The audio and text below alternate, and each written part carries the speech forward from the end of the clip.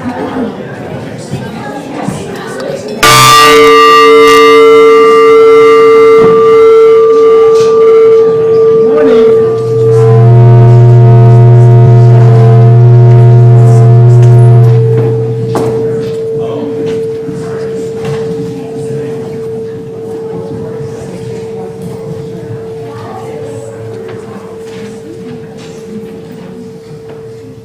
morning. I am Grant Alger. I use he, him pronouns, and I'd like to welcome you to Bucksmont Unitarian Universalist Fellowship's multi-platform worship, where, moved by love, we share lifelong journeys of growth, wonder, and healing, nurturing wholeness in society and spirit, creating a community of justice and compassion. I'd like to give a welcome to everyone joining us online and in person today, members, friends, and those who may be newcomers to our community this morning. If you are new to Bucksmont and visiting us in person today, please stop by our visitor center in the front hallway near where you came in. There you can also make a name tag for yourself and find more information about Unitarian Universalism, about Bucksmont Fellowship, and upcoming events. If you'd like a hymnal or a printed order of service, those are available near the entrance to the sanctuary. If you are visiting us online or prefer digital methods, please email our office administrator, Beverly, to sign up for our email newsletter and to get connected to our congregation. Each week in our service, we offer time for people to share a joy or sorrow from their lives by texting a phone number. That number is shared on screen for everyone now and will be shared again later in the service. If you would like to see the order of service, details about upcoming services, and other ways to gather with our community, you can find that on the homepage of our website, www.bucksmontuu.org. Whether you are a guest, friend, or member, we are glad you are part of our worship service today. There's a lot happening at Bucksmont, and we'd like to highlight these announcements in particular. Save the date. Our friend and longtime music director, John Hook, is retiring. Please join us on Sunday, November 5th, to celebrate and honor John's retirement after 40 years of service at Bucksmont. We want to express our appreciation for his work with our community and wish him fun travels and time for new pursuits. Trunk or Treat will start about 15 minutes after the service today. Put on your costume, grab a donut and cider on your way out, and meet the kids in the parking lot and give out treats. Get treats. Give out and give. Give and receive. Yes. And later tonight, join us for a Halloween movie and game night starting at 5 p.m. See the e-voice for more details.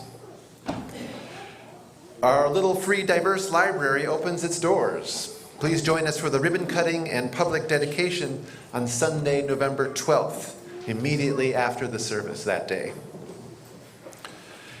You can also take an art break with Nancy Taylor on Sunday, November 12th in the social hall from 12:30 to 1:30.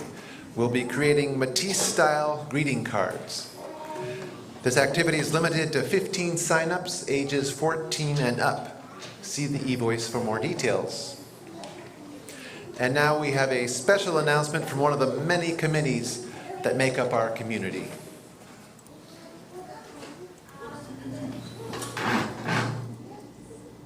Hi, my name is Lynn Nugent, and I'm chairperson of the Music Committee.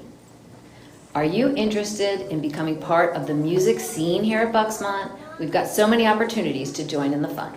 Help us welcome our new music director, Margaret Lee, by joining our committee or one of our musical groups. There are many groups to choose from for musicians of any level. We have a choir, which meets for rehearsal on Sunday mornings and sings at Sunday morning services. We have an instant choir that meets just for one rehearsal before a service. It's a great chance to try out choir for a newcomer to see if you might be interested. We have a rock and roll band called CCR, which performs at services and also at social events. We have a song circle, which meets on Saturday evenings, and we've restarted our world-famous coffee houses, which meet for a night of music, fun, and of course coffee. This is an open mic style event, open to anyone. If you're interested in joining any one of these musical groups or in joining our committee, bring your ideas and let me know, and you can join in the fun with us. Thanks so much.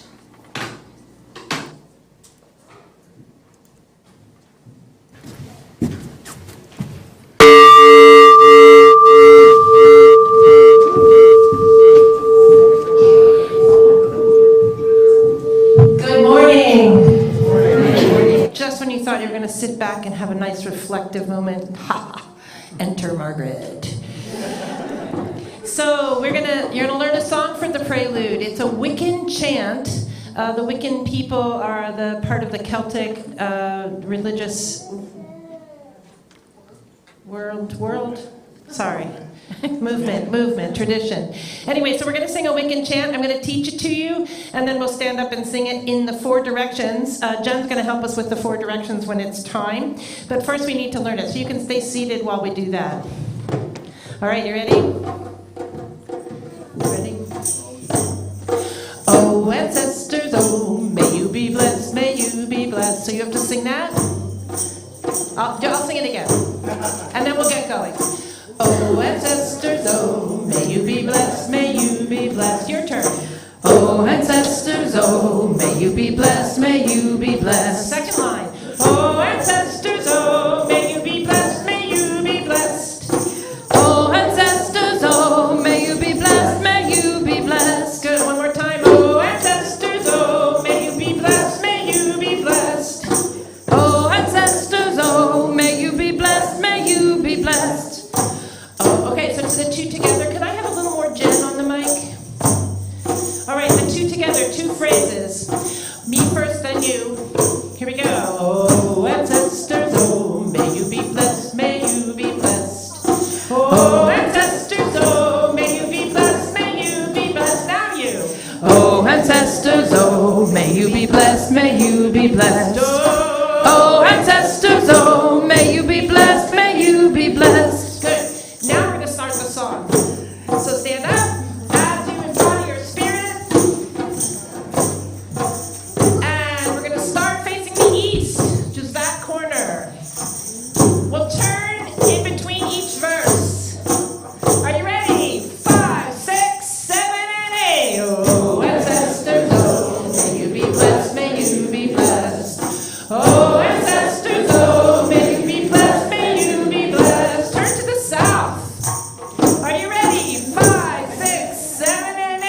Oh, grandmothers, oh, may you be blessed, may you be blessed. Oh, ancestors, oh, may you be blessed, may you be blessed. Turn again. 1, 2, ready and sing. Oh, grandfathers, oh, may you be blessed, may you be blessed. Oh, grandfathers, oh, may you be blessed, may you be blessed. Turn again, back to our ancestors. Oh, ancestors, oh, may you be blessed, may you be blessed. Oh, ancestors, oh, may you be blessed, may you be blessed. Thank you.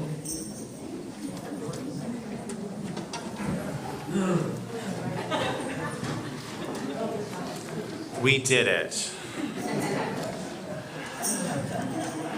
As we gather in our sanctuary, in our homes, or watch from mobile screens almost anywhere, we are all together. Those watching now on Sunday and those who may be watching months from now, we are joined together for worship across both space and time. This is a free, creedless religious congregation in the discipline of truth and the spirit of universal kinship. We join together in a cooperative quest for religious and ethical values, seeking to apply these values to the development of character, enrichment of the spirit, and service to all. You are welcome here. Whoever you are, whomever you love, whatever the color of your skin or your country of origin, no matter your gender expression or gender identity, whatever your age, however you define family, wherever you are at this time, and whatever the source of your faith, you are welcome here.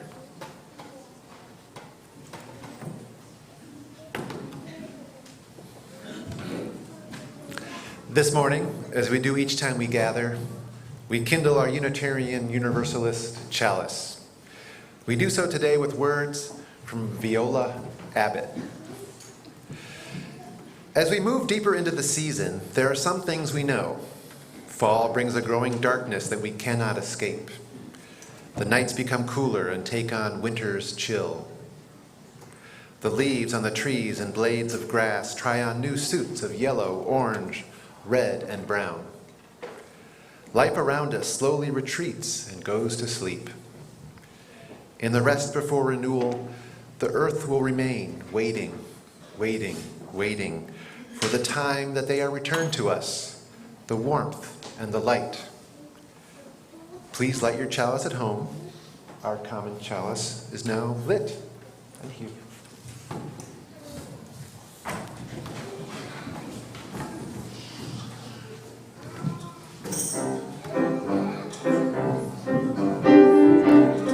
Anyone, no matter your age, in costume, please join us for our costume parade.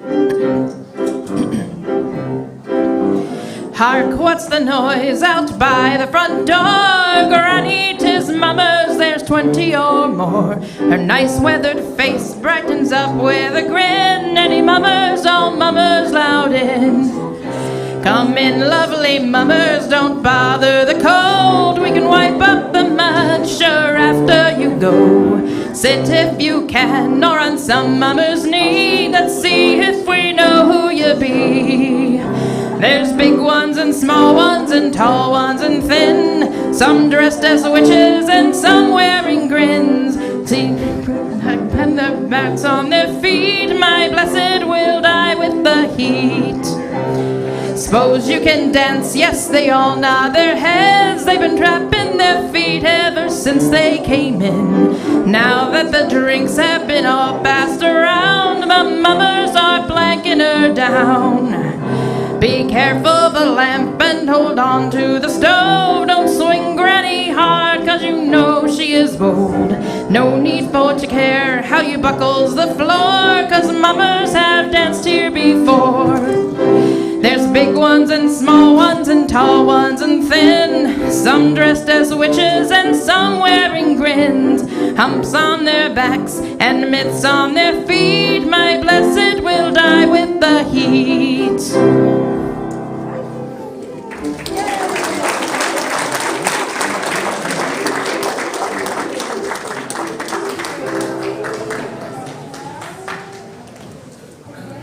Give people a minute to get back to their seats. Thank you.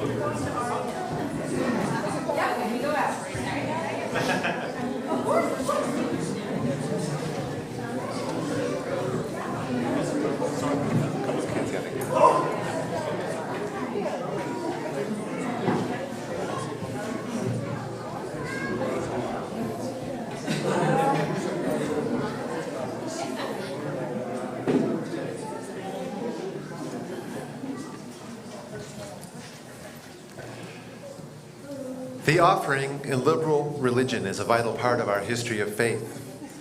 As a covenanted community of people who freely choose to be here, our voluntary giving is symbolic of that freedom of choice. Each week at Bucksmont, we share our offering with a different cause or organization in the community. For the month of October, we are sharing with Apartment Partners. The apartment we sponsor will soon be welcoming a new family. We will provide a welcome basket of items needed to get the new family started. Through the year, we will also provide holiday meals, gifts for all family members at Christmas, and various other items. Our donations have made a difference in the lives of many families through the years. We ask that you participate in our morning offering in these ways, in one of these ways. You can write a check out to Bucksmont and mail it into the fellowship. You may donate online now, or at the end of the service, donate online now or at the end of our worship service. Or you may place your donation into one of the baskets as they are passed now. We will now receive the morning offering.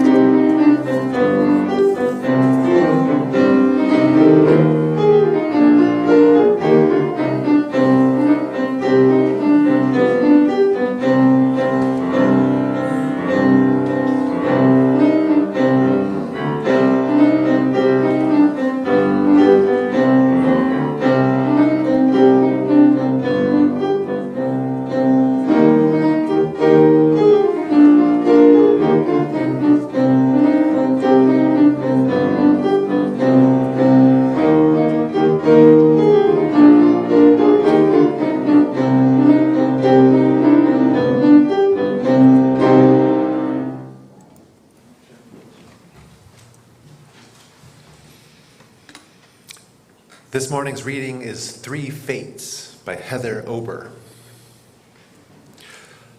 Life's thread is spun, measured, and snipped by three dainty pairs of deft hands to weave the cold words of life's fickle script.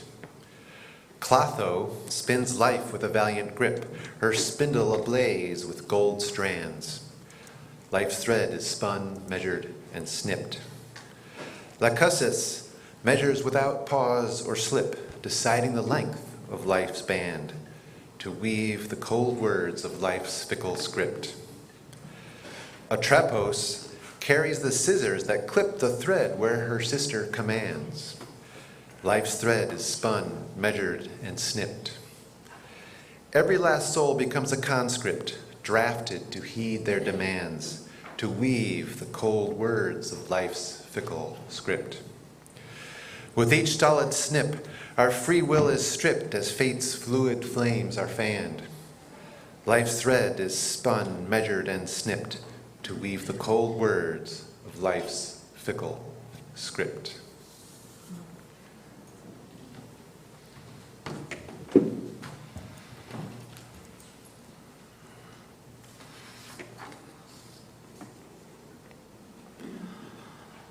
What happens when we die? This is one of life's big questions, one of the primary reasons humans have religions. There are stories, myths, legends, and scriptures that touch on the topic, depending on the tradition and how you define the authority of the source. How we cope not only with our own mortality, but the mortality of those we care for deeply is another place where religious traditions as well as cultural practices are created and maintained generation to generation. Our reading this morning is inspired by one approach to the idea of life and death. In Greek mythology, the Moirae, or the Fates, were three goddesses often thought of as three sisters who dictated all that would happen in a person's life. They were prophets and they were the arbiters of mortal destiny. In Norse mythology, there is a similar trio known as the Norns, and their individual names were Urd, the past, Verdande, the present, Skuld, the future. In both cases, these three women, prophets, sorceresses, goddesses, were seen as more powerful than all the other gods. The primary activities of the Moirae, the Fates, were linked to domestic activities. the creation of thread, one of the most basic tools in humanity's toolkit. Other than manipulating stone and fire, not much else of early human technology would be possible without thread. Fishing nets, rope, fabric and clothing, as well as the binding materials for more complex tools. So much of what makes life possible requires thread to begin. Threads worked into webs are part of our own UU mythology in our first principle, the interdependent web of all existence, of which we are a part. And they are featured prominently in Buddhist and Hindu scriptures and cosmologies through the image of Indra's net, which contains jewels at each vertex of the web. The jewels reflect all the others in an increasingly complex reflection that represents all of existence as an ever-widening, bejeweled net. In my most beloved fantasy series, this concept of each life being a thread is borrowed and reimagined from these religious origins. The threads of people's lives are woven into the pattern, which is all of existence. The world and reality itself is made out of the woven lives of humanity. In these many conceptions of the role of life, we see the symbolic use of threads and the idea of death being represented by the cutting of those threads. Through the fates, we have a corresponding concept about not just the end of one's life, but also about what happens along the way. How much of our life is predetermined? How much is destiny at play in what happens to us? Many of these ideas I've previously explored hold that there is a plan, a pattern, a weaving of life in a way that was set out at or even before our birth. We see this in the idea of the importance of our birth dates for knowing something about our personality traits and those of compatible partners. We see this in the idea of names that hold meaning for a person's future traits. Many would resist this idea of life, one that is ordained by a deity, an orientation of stars at the moment of our birth, or the ideas our parents had for us when they bestowed us with a set of names. In our own community, one of our youth, Matt, age 15, recently shared these thoughts on life and death. The cycle of life and death is so complex and massive that as a species we've become quite numb to its ways. It's difficult to look at a population tracker with a number such as 8 billion and really feel sympathetic whenever that number goes down. In a sense, they're merely a statistic to us. It's said that a person's connections with others extends to a limit known as Dunbar's number. Beyond that point are stories we likely won't be able to appreciate. Humanity is a library that's perpetually on fire and constantly restocking with new literature. But even a book we've never read can add to a library, because a library would look pretty underwhelming if it only possessed the books you had the time to read. All the other shelves would be empty. Perhaps that existence is a story of its own. People have their place in the universe's timeline, often in ways we don't realize. That's the kind of thing that us mortals can learn to appreciate. I find it appropriate that a youth raised among this community draws the image of a collection of lives as books in a library. Additionally, the idea that the stories, the books, the lives matter intrinsically. They are important whether we get to reading them or not. The library would be underwhelming if it only had the books you had time to read. The world would be a much less interesting place if it only contained the people you knew well. And each person, each story, has its role to play in the larger story of existence. UU minister Reverend Meg Barnhouse talks about what happens when we die this way in her book, Did I Say That Out Loud? Today I have too many friends who are dying. Sometimes at a memorial service, I feel dissatisfied, and I'm the preacher in charge. I realize I can't figure out how to preach my view of resurrection. I know that people would want to hear it. I'm not worried about offending or confusing anyone. I treasure the ability to speak the plain truth as I see it. The plain truth is, no one knows for sure what happens when we die. That's not a very stirring thing to proclaim at a funeral, though honest as it is. We all have some kind of belief about it, even if that belief is that there is nothing after we die. The reason I haven't preached it yet is because when I call to mind my belief about the afterlife, it comes to me as a color. At a camping weekend with friends, we were nestled in a clearing on a mountainside. Most of the folks were around the campfire, talking or dozing. Our chef was in the cooking tent, grilling and gossiping with his fiancée and a couple of others. He wasn't wearing his high heels that day. He does that sometimes, but only on camping weekends. I love those people, and they love me. Being surrounded by love is one fine way to spend time. I wandered off to the hammock and lay there looking up at the sky through early April leaves. I was soaked with light, the blue of the sky, the green of young leaves, the sun shining through them like stained glass. I thought, when I die, I want to have my ashes buried under this tree, so that for one spring after another, my body can be part of this particular green.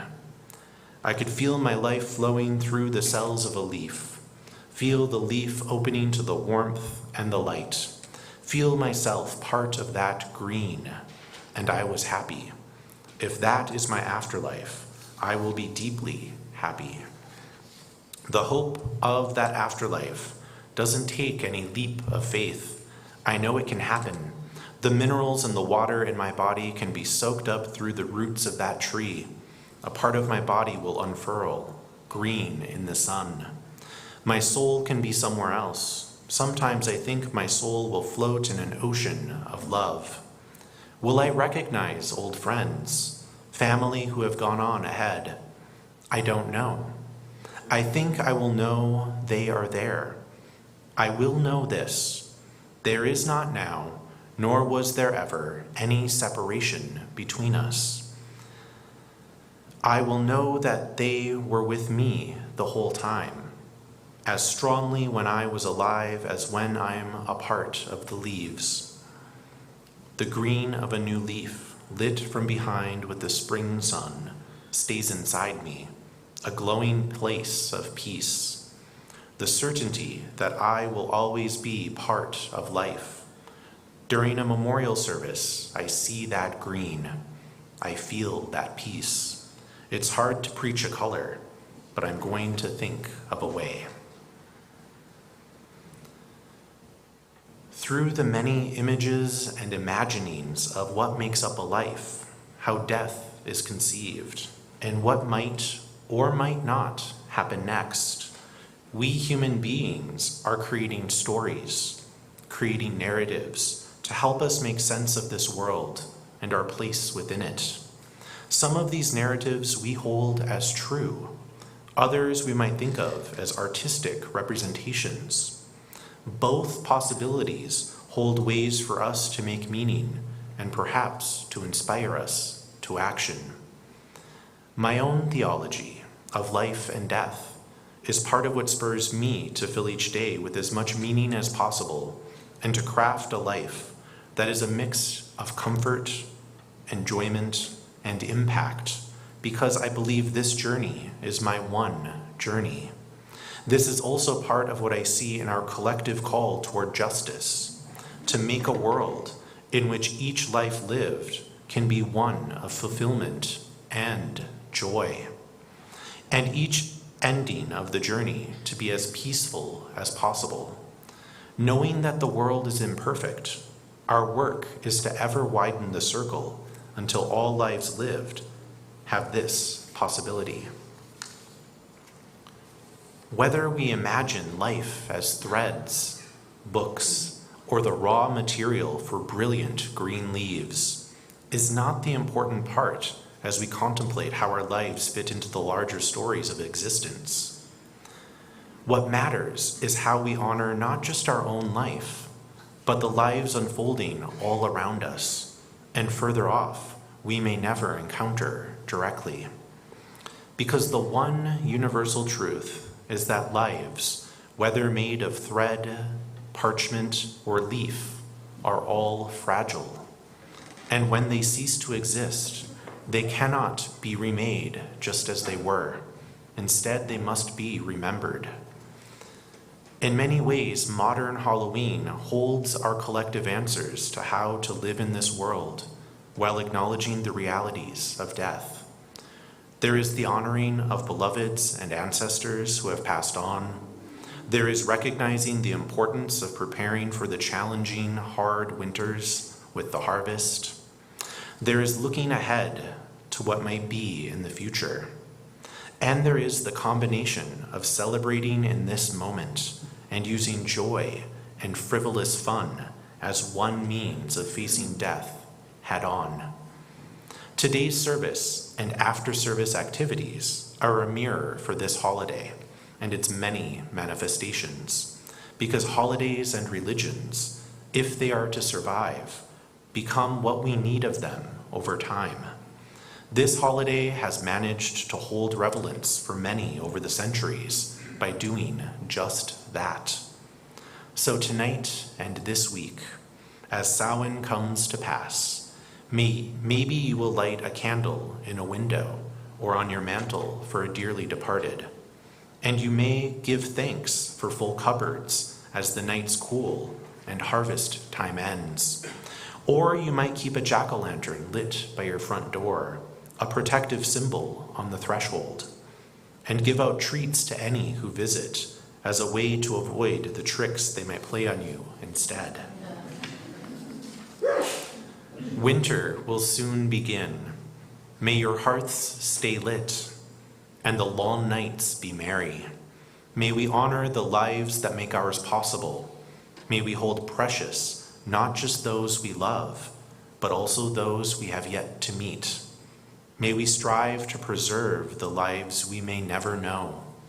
And may the threads of our lives be woven into patterns we enjoy for as long as possible. So may it be.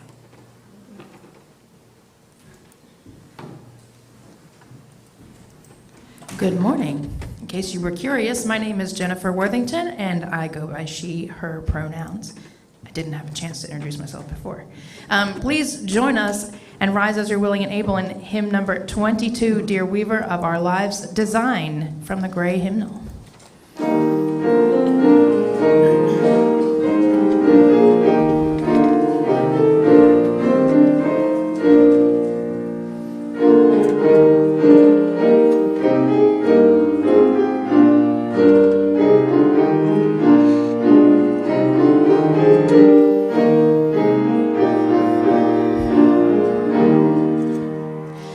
Dear weaver of our lives, design, whose patterns all obey, with skillful fingers gently guide the sturdy threads that will survive a tangle of our days.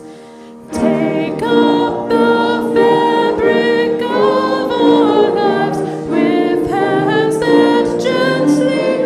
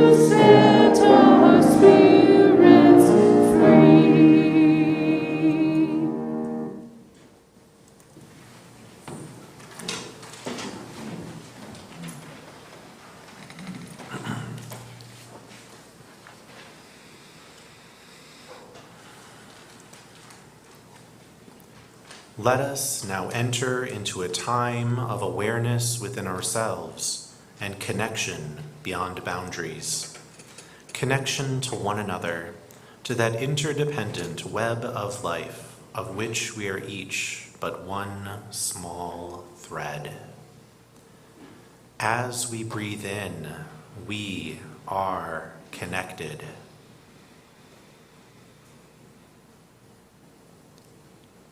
As we breathe out, we are connected.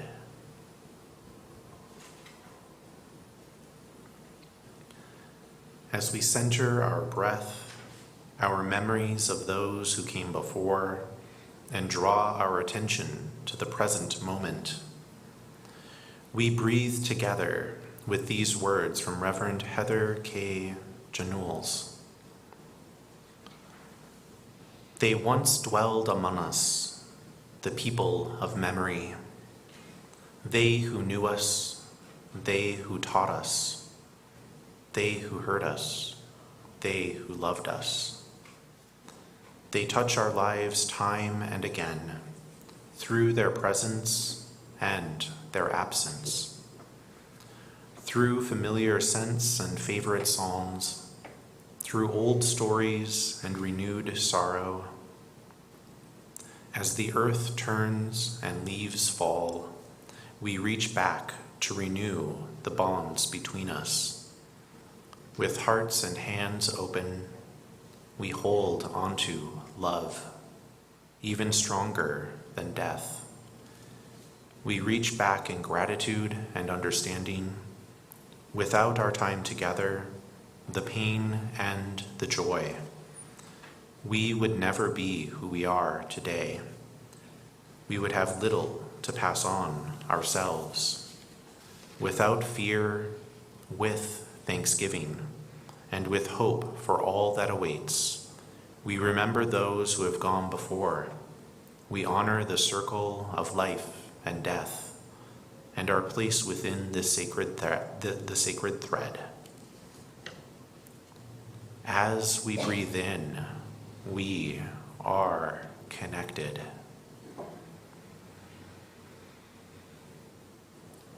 As we breathe out, we are connected.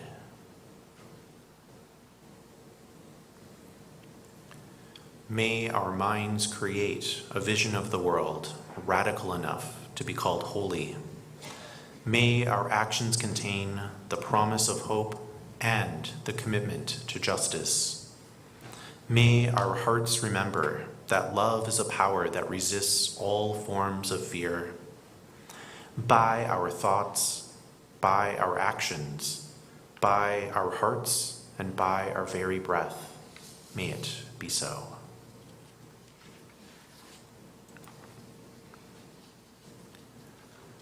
As part of our caring outreach to one another, we set aside a few moments to note both the sorrows and the joys in our lives.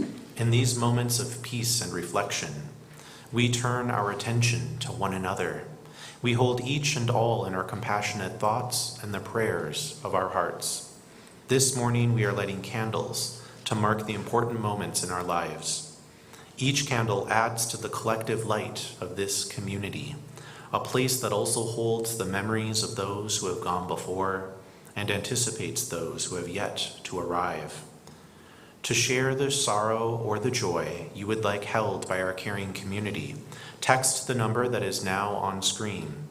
Please include your name along with your sharing.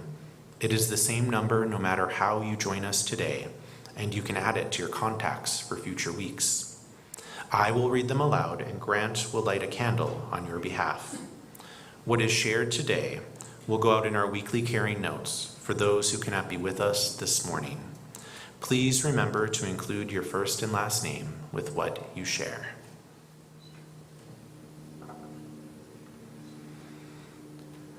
And now we will light a final candle for all of the joys and sorrows that remain unspoken and deep within our hearts.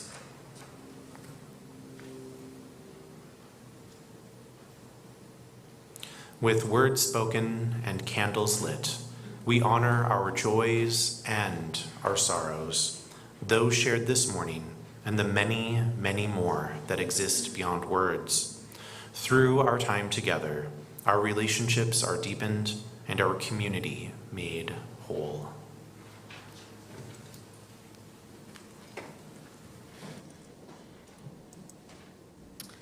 Please join us in our next hymn, hymn number 301, Touch the Earth, Reach the Sky. Stand as you're willing and able.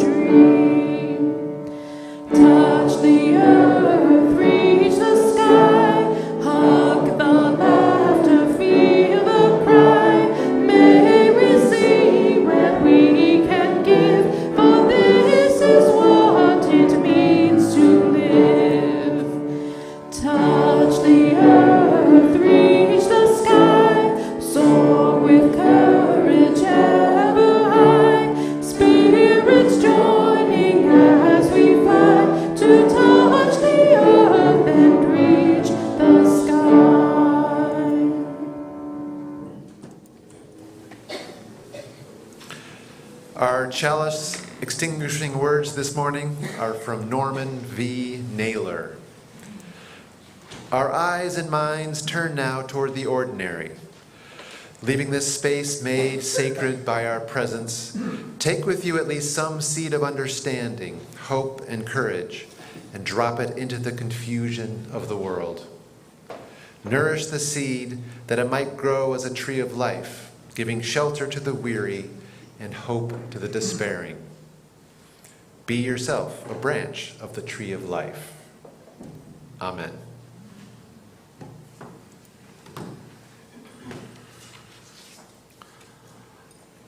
As our community departs from this service, let us not forget the trunk or treat happening in just 10 or 15 minutes. Give folks time to get set up. May we remember all who came before. May we imagine all who will come after. May we honor all who are present with us here and now. In our time together, we create this community, one of promise, one of commitment, one of blessed memory. In our time together, may each of us become a sanctuary for all we meet on the journey. May we go together now and return again.